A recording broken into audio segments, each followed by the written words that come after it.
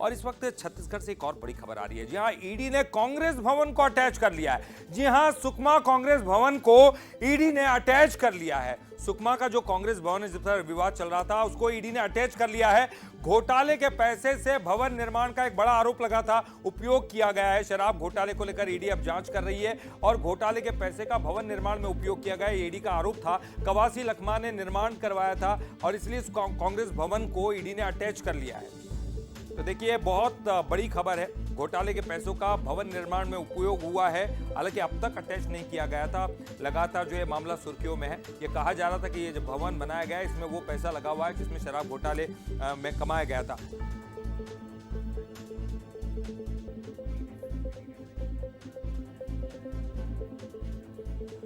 और चलिए, और ज्यादा जानकारी के लिए इस वक्त हमारे साथ पूर्व विधायक कांग्रेस से विकास उपाध्याय जी जुड़ गए हैं।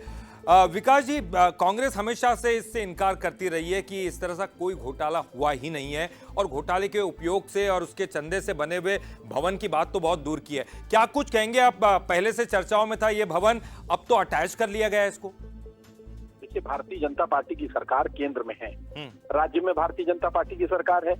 ईडी के जितने भी मामले कांग्रेस की सरकार या कांग्रेस से संबंधित लोगों के बने, वो सबको माननीय सुप्रीम कोर्ट ने जमानत भी दिया और माननीय सुप्रीम कोर्ट ने फटकार भी लगाई ईडी को, क्योंकि अपनी मर्जी से किसी के ऊपर भी कोई भी इल्जाम आसानी से ईडी लगाने का काम कर रही है। और किसके इशारे पर कर रही है? जो केंद्र में बैठी भारतीय जनता पार्टी की सरकार है, उसके इशारे पर। भारतीय जनता पार्टी इस बात को जान चुकी थी कि और छत्तीसगढ़ राज्य में फिर सरकार नहीं बना पाएंगे, इसलिए वो लोगों ने ईडी, इनकम टैक्स, सीबीआई के माध्यम से हमारी पार्टी को बदनाम करने का प्रयास किया। एक आदिवासी जनप्रतिनिधि जो आज तक कभी चुनाव नहीं हारे, उनके ऊपर मुकदमा दर्ज किया गया ईडी ने, और उनके हवाले से इस राजीव भवन को अटैच करने का काम किया। मैं समझता हूँ ये सरासर गलत है। भारतीय जनता पार्टी दुश्मनी की राजनीति करती है। जो उनकी विचारधारा को नहीं मानते, जो उनकी गलत नीति का विरोध करते हैं, उसके खिलाफ में ईडी, इनकम टैक्स, सीबीआई का मामला लगाती है। जी चलिए, बहुत बहुत शुक्रिया विकास जी इस पूरी जानकारी के लिए। और अधिक जानकारी के लिए हम सीधे रुक करेंगे।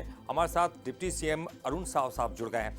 अरुण जी, बहुत बहुत स्वागत करते हैं आपका बंसल न्यूज़ पर। और आपसे जानना चाहेंगे कि अभी तक तो आप चर्चाओं में था कि ये भवन जो है शराब घोटाले के पैसों से बना हुआ है, लेकिन अब ईडी ने जो है इसको अटैच कर लिया है। तो क्या इस पूरे मामले में सरकार की तरफ से और क्या कुछ कार्रवाई हो रही है और कांग्रेस का जो विरोध है उस पर क्या कुछ कहेंगे?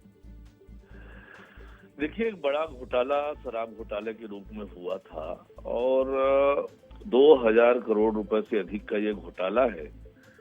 और ईडी ने जो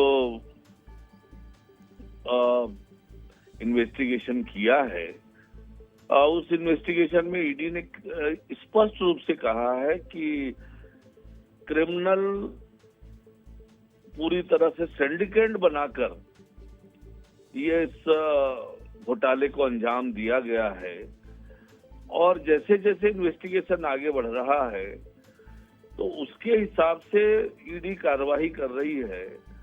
और निश्चित रूप से यदि ईडी ने जब्त किया है, अटैच किया है कांग्रेस कार्यालय को, तो कहीं न कहीं ये साक्ष्यों के आधार पर, तथ्यों के आधार पर ईडी ने किया है।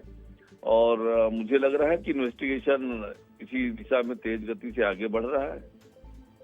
जी, बहुत बहुत शुक्रिया अरुण जी बात करने के लिए बंसल न्यूज़ से और ये महत्वपूर्ण जानकारी शेयर करने के लिए। चलिए, बहुत बहुत शुक्रिया आपका इस पूरी जानकारी।